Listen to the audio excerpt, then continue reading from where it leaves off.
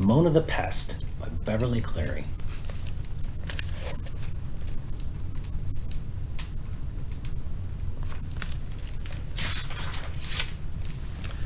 Chapter 1. Ramona's Great Day.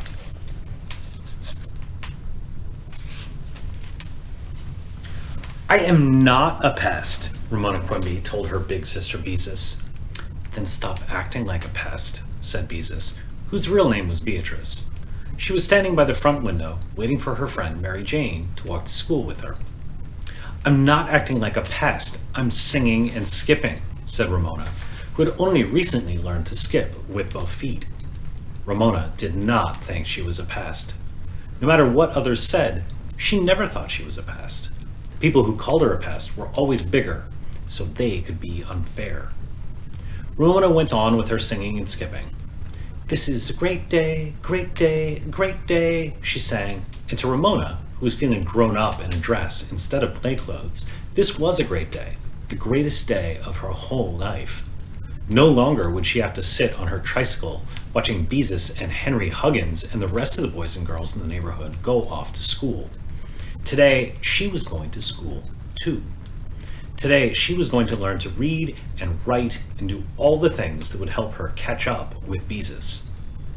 Come on, Mama, urged Ramona, pausing in her singing and skipping. We don't want to be late for school. Don't pester, Ramona, said Mrs. Quimby. I'll get you there in plenty of time. I'm not pestering, protested Ramona, who never meant to pester. She was not a slowpoke grown-up. She was a girl who could not wait. Life was so interesting, she had to find out what happened next. Then Mary Jane arrived. Mrs. Quimby, would it be all right if Beezus and I take Ramona to kindergarten? She asked. No, said Ramona instantly. Mary Jane was one of those girls who always wanted to pretend she was a mother, who always wanted Ramona to be the baby. Nobody was going to catch Ramona being a baby on her first day of school. Why not? Mrs. Quimby asked Ramona. You could walk to school with Beezus and Mary Jane just like a big girl. No, I couldn't. Ramona was not fooled for an instant. Mary Jane would talk in that silly voice she used when she was being a mother and take her by the hand and help her across the street, and everyone would think that she really was a baby. Please, Ramona, coaxed Beezus. It would be lots of fun to take you in and introduce you to your kindergarten teacher. No, said Ramona and stamped her foot.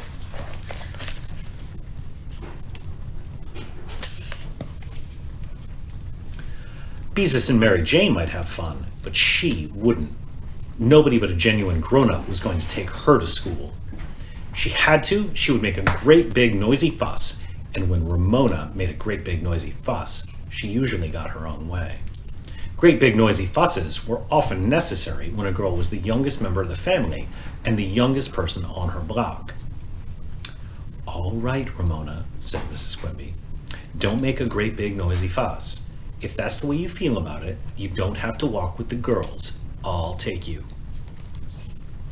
Hurry, Mama, said Ramona happily as she watched Beezus and Mary Jane go out the door. But when Ramona finally got her mother out of the house, she was disappointed to see one of her mother's friends, Mrs. Kemp, approaching with her son Howie and his little sister Willie Jean, who was riding in a stroller. Hurry, Mama, urged Ramona, not wanting to wait for the Kemps. Because their mothers were friends, she and Howie were expected to get along with one another. Hi there, Mrs. Kemp called out, so of course Ramona's mother had to wait. Howie stared at Ramona. He did not like having to get along with her any more than she liked having to get along with him. Ramona stared back. Howie was a solid-looking boy with curly blonde hair. Such a waste on a boy, his mother often remarked. The legs of his new jeans were turned up, and he was wearing a new shirt with long sleeves. He did not look the least bit excited about starting kindergarten. That was the trouble with Howie, Ramona felt. He never got excited. Straight-haired Willie Jean, who was interesting to Ramona because she was so sloppy, blew out a mouthful of wet Zwieback crumbs and laughed at her cleverness. "Today my baby leaves me," remarked Mrs. Quimby with a smile as the little group proceeded down Klickitat Street toward Glenwood School. Ramona, who enjoyed being her mother's baby, did not enjoy being called her mother's baby, especially in front of Howie. "They grow up quickly," observed Mrs. Kemp. Ramona could not understand why grown-ups always talked about how quickly children grew up. Ramona thought growing up was the slowest thing there was, slower even than waiting for Christmas to come. She had been waiting years just to get to kindergarten, and the last half hour was the slowest part of all. When the group reached the intersection nearest Glenwood School, Ramona was pleased to see that Beezus' friend Henry Huggins was the traffic boy in charge of that particular corner. After Henry had led them across the street, Ramona ran off toward the kindergarten, which was a temporary wooden building with its own playground. Mothers and children were already entering the front door. Some of the children looked frightened, and one girl was crying. "We're late!" cried Ramona. "Hurry!" Howie was not a boy to be hurried. "I don't see any tricycles," he said critically. "I don't see any dirt to dig in." Ramona was scornful. "This isn't nursery school. Tricycles and dirt are for nursery school." Her own tricycle was hidden in the garage because it was too babyish for her now that she was going to school. Some big first-grade boys ran past yelling, "Kindergarten babies! Kindergarten babies!" "We are not babies!" Ramona yelled back as she led her mother into the kindergarten. Once inside, she stayed close to her. Everything was so strange, and there was so much to see. The little tables and chairs, the row of cupboards, each with a different picture on the door, the play stove, and the wooden blocks big enough to stand on.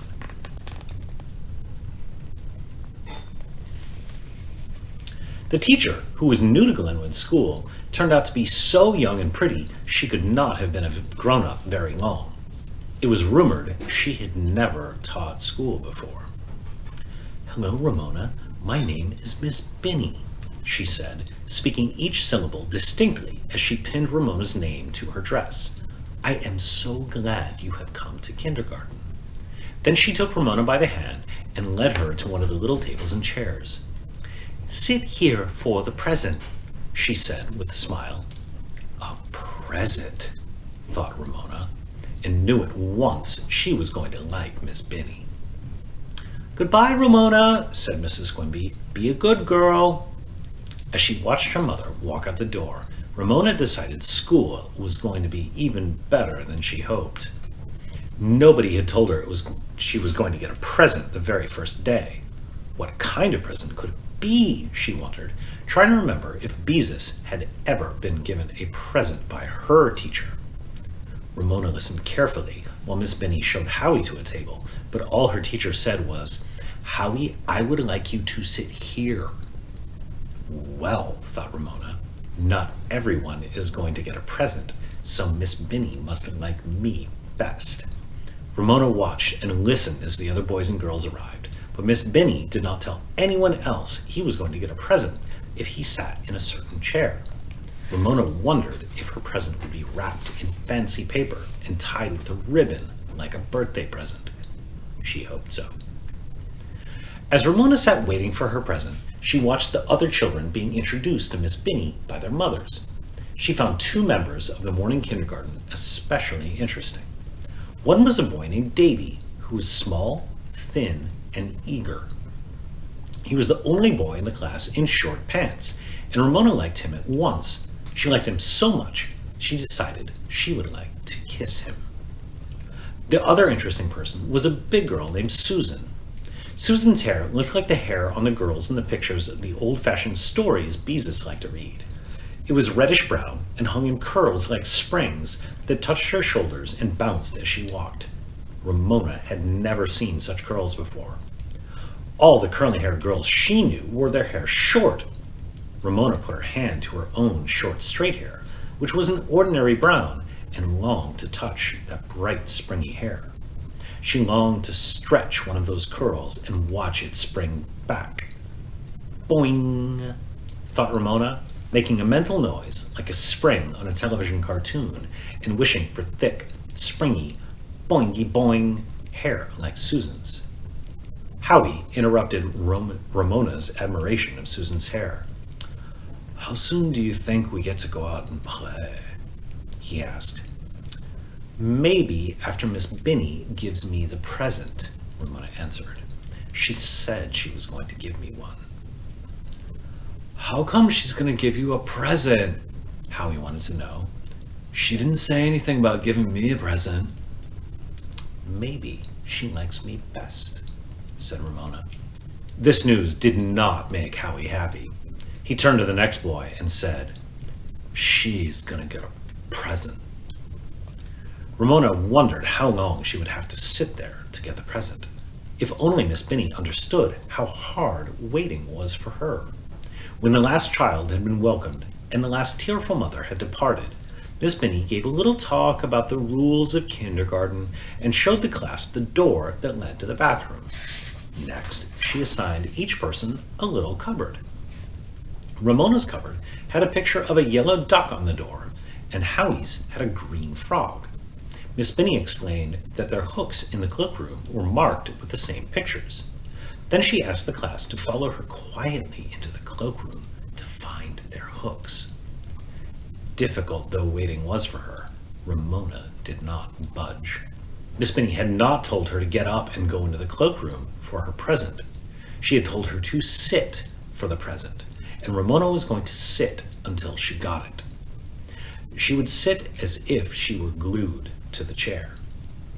Howie scowled at Ramona as he returned from the cloakroom and said to another boy, "The teacher is going to give her a present." Naturally, the boy wanted to know why. "I don't know," admitted Ramona.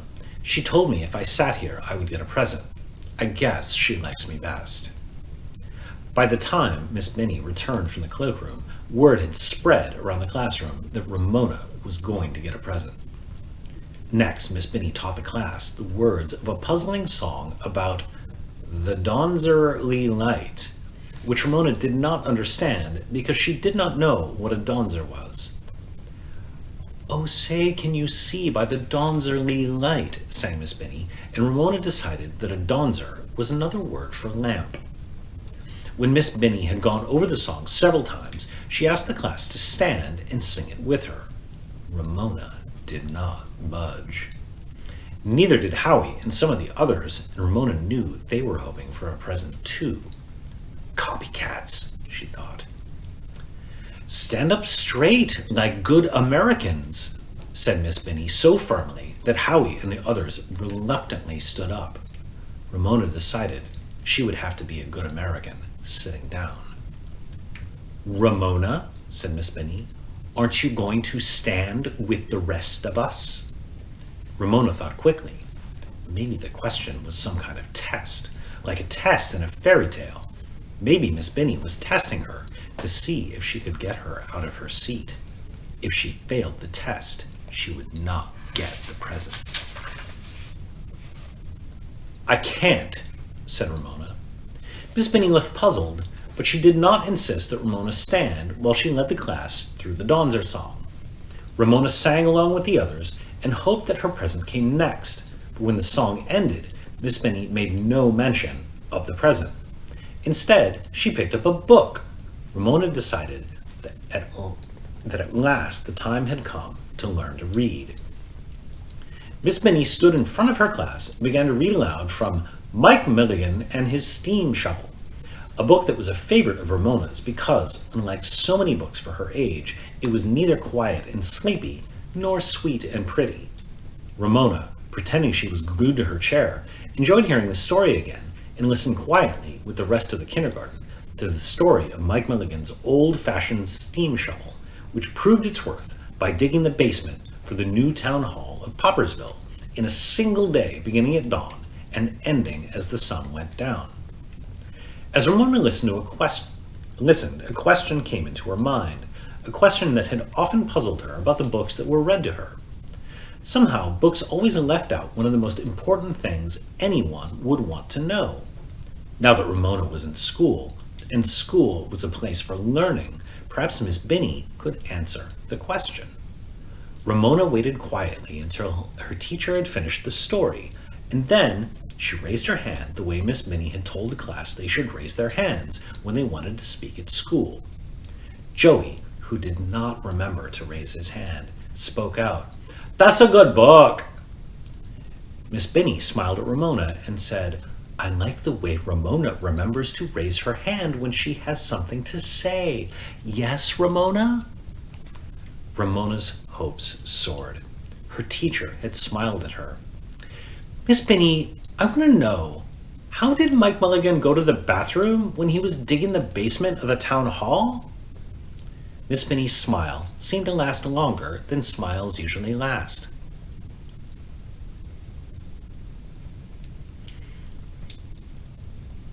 Ramona glanced uneasily around and saw that others were waiting with interest for the answer. Everybody wanted to know how Mike Mulligan went to the bathroom. "Well," said Miss Binney at last, "I don't really know, Ramona. The book doesn't tell us." "I always wanted to know, too," said Howie, without raising his hand, and others murmured in agreement. The whole class, it seemed, had been wondering how Mike Mulligan went to the bathroom. "Maybe he stopped the steam shovel and climbed out of the hole he was digging and went to the service station," suggested a boy named Eric. "He couldn't. The book says he had to work as fast as he could all day," Howie pointed out. "It doesn't say he stopped." Miss Binney faced the 29 earnest members of the kindergarten, all of whom wanted to know how Mike Mulligan went to the bathroom. "Boys and girls," she began, and spoke in her clear, distinct way. "The reason the book does not tell us how Mike Mulligan went to the bathroom is that it is not an important part of the story. The story is about digging the basement of the town hall, and that is what the book tells us." Miss Binney spoke as if this explanation ended the matter, but the kindergarten was not convinced. Ramona knew, and the rest of the class knew, that knowing how to go to the bathroom was important. They were surprised that Miss Binney did not understand, because she had showed them the bathroom the very first thing. Ramona could see there were some things she was not going to learn in school, and along with the rest of the class, she stared reproachfully at Miss Binney. The teacher looked embarrassed, as if she knew she had disappointed her kindergarten. She recovered quickly, closed the book, and told the class that if they would walk quietly out to the playground, she would teach them a game called Gray Duck. Ramona did not budge. She watched the rest of the class leave the room and admired Susan's boing-boing curls as they bounced about her shoulders, but she did not stir from her seat. Only Miss Binney could unstick the imaginary glue that held her there. "Don't you want to learn to play Gray Duck, Ramona?" Miss Binney asked. Ramona nodded. "Yes, but I can't." "Why not?" asked Miss Binney. "I can't leave my seat," said Ramona. When Miss Binney looked blank, she added, "Because of the present." "What present?" Miss Binney seemed so genuinely puzzled that Ramona became uneasy. The teacher sat down in the little chair next to Ramona's and said, "Tell me why you can't go play Gray Duck." Ramona squirmed, worn out with waiting. She had an uneasy feeling that something had gone wrong someplace. "I want to play Gray Duck, but you..." She stopped, feeling that she might be about to say the wrong thing. "But I what?" asked Miss Binney. "Well, you said if I sat here, I would get a present?" said Ramona at last. "But you didn't say how long I had to sit here." If Miss Binney had looked puzzled before, she now looked baffled. "Ramona, I don't understand," she began. "Yes, you did," said Ramona, nodding. You told me to sit here for the present, and I've been sitting here ever since school started, and you haven't given me a present. Miss Binny's face turned red, and she looked so embarrassed that Ramona felt completely confused. Teachers were not supposed to look that way. Miss Binny spoke gently. Ramona, I'm afraid we've had a misunderstanding. Ramona was blunt. You mean I don't get a present? I'm afraid not, admitted Miss Binny. You see, for the present means for now. I meant that I wanted you to sit here for now, because later I may have the children sit at different desks. Oh. Ramona was so disappointed, she had nothing to say. Words were so puzzling. Present could mean a present, just as attack could mean to stick tacks in people. By now, all the children were crowding around the door to see what had happened to their teacher. I'm so sorry, said Miss Binny. It's all my fault. I should have used different words.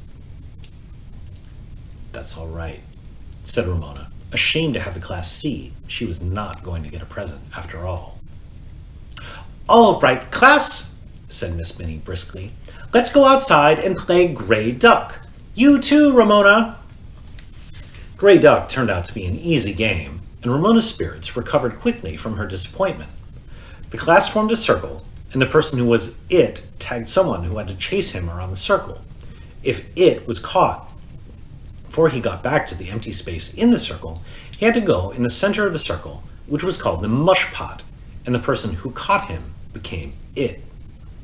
Ramona tried to stand next to the girl with the springy curls, but instead she found herself beside Howie. I thought you were going to get a present, gloated Howie. Ramona merely scowled and made a face at Howie, who was it, but quickly landed in the mush pot because his new jeans were so stiff they slowed him down. Look at Howie in the mush pot, crowed Ramona. Howie looked as if he were about to cry, which Ramona thought was silly of him. Only a baby would cry in the mush pot. Me, somebody tagged me, thought Ramona, jumping up and down. She longed for a turn to run around the circle. Susan was jumping up and down too, and her curls bobbed enticingly. At last, Ramona felt a tap on her shoulder. Her turn had come to run around the circle. She ran as fast as she could to catch up with the sneakers pounding in the asphalt ahead of her. The boing boing curls were on the other side of the circle. Ramona was coming closer to them. She put out her hand. She took hold of a curl, a thick, springy curl. Yow! Screamed the owner of the curls. Startled, Ramona let go. She was so surprised by the scream, she forgot to watch Susan's curl spring back. Susan clutched her curls with one hand and pointed at Ramona with the other. That girl pulled my hair! That girl pulled my hair! Ow, ow, ow!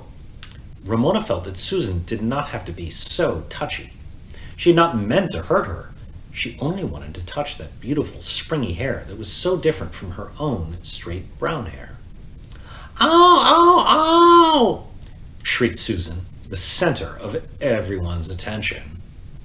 Baby, said Ramona. Ramona, said Miss Binny. In our kindergarten, we do not pull hair. Susan doesn't have to be such a baby, said Ramona. You may go sit on the bench outside the door while the rest of us play our game, Miss Binny told Ramona. Ramona did not want to sit on any bench. She wanted to play Great Duck with the rest of the class. No, said Ramona, preparing to make a great big noisy fuss. I won't.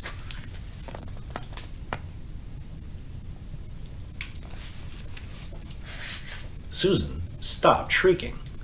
A terrible silence fell over the playground. Everyone stared at Ramona in such a way she almost felt as if she were beginning to shrink. Nothing like this had ever happened before. Ramona, said Miss Benny quietly. "Go sit on the bench." Without another word, Ramona walked across the playground and sat down on the bench by the door of the kindergarten.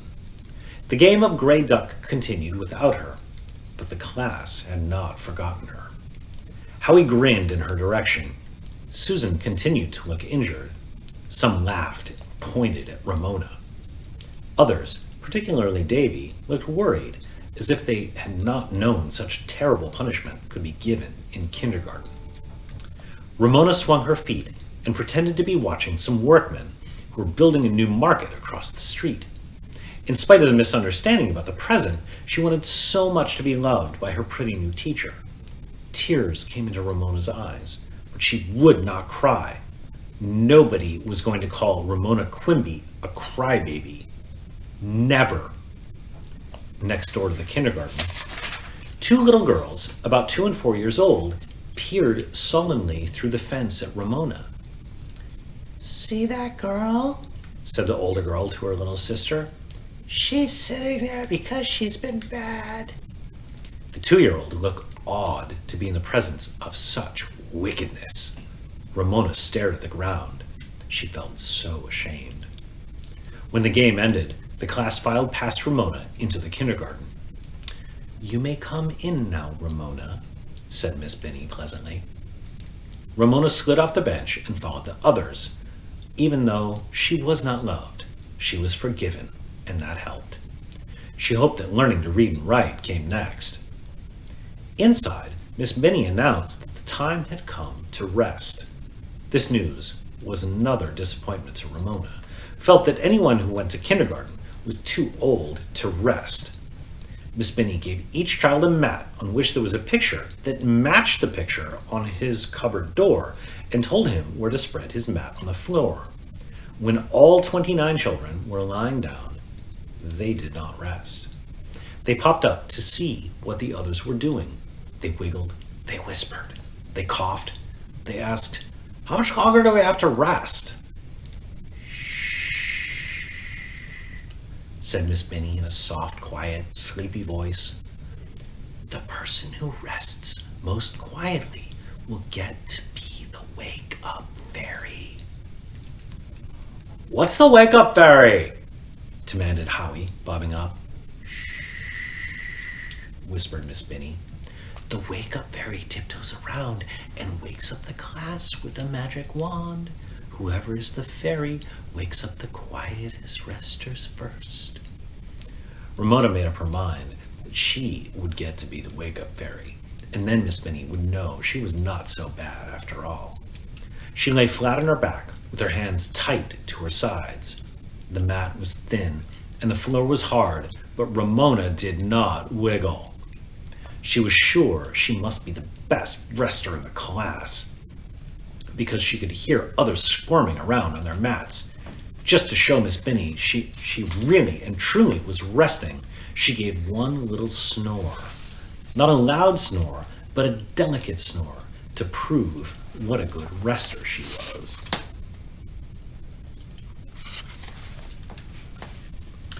A scatter of giggles rose from the class, followed by several snores, less delicate than Ramona's. They led to more and more, less and less delicate snores until everyone was snoring, except the few who did not know how to snore. They were giggling. Miss Benny clapped her hands and spoke in a voice that was no longer soft, quiet, and sleepy. "All right, boys and girls," she said. "This is enough. We do not snore or giggle during rest time." "Ramona started it," said Howie. Ramona sat up and scowled at Howie. "Tattletale," she said in a voice of scorn. Across Howie she saw that Susan was lying quietly with her beautiful curls spread out on her mat and her eyes screwed tight shut. "Well, you did," said Howie. "Children!" Miss Benny's voice was sharp. "We must rest so that we will not be tired when our mothers come to take us home." "Is your mother coming to take you home?" Howie asked Miss Benny. Ramona had been wondering the same thing. "That's enough, Howie," Miss Benny spoke the way mothers sometimes speak, just before dinner time. In a moment, she was back to her soft, sleepy voice. "I like the way that Susan is resting so quietly," she said. "Susan, you may be the wake-up fairy and tap the boys and girls with this wand to wake them up." The magic wand turned out to be nothing but an everyday yardstick. Ramona lay quietly, but her efforts were of no use. Susan, with her curls bouncing about her shoulders, tapped Ramona last. It's not fair, Ramona thought. She was not the worst rester in the class. Howie was much worse. The rest of the morning went quickly. The class was allowed to explore the paints and the toys. Those who wanted to were allowed to draw with their new crayons. They did not, however, learn to read and write. But Ramona cheered up when Miss Minnie explained that anyone who had anything to share with the class could bring it to school the next day for show and tell. Ramona was glad when the bell finally rang. She saw her mother waiting for her outside the fence. Mrs. Kemp and Will and Jean were waiting for Howie too, and the five started home together. Right away, Howie said, "Ramona got benched, and she's the worst rester in the class."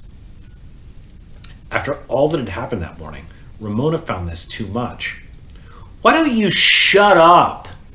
she yelled at Howie just before she hit him. Mrs. Quimby seized Ramona by the hand and dragged her away from Howie. "Now, Ramona," she said, and her voice was firm, "this is no way to behave on your first day of school." "Poor little girl," said Mrs. Kemp. "She's worn out." Nothing infuriated Ramona more than having a grown-up say, as if she could not hear, that she was worn out. "I'm not worn out!" she shrieked. "She got plenty of rest while she was benched," said Howie.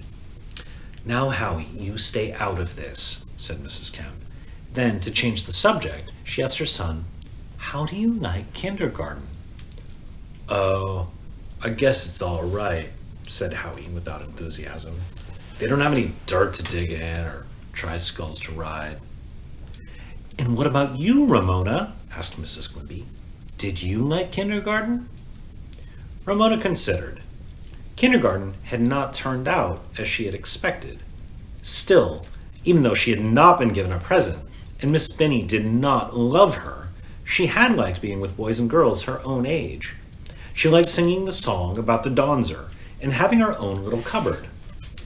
"I didn't like it as much as I thought I would," she answered honestly.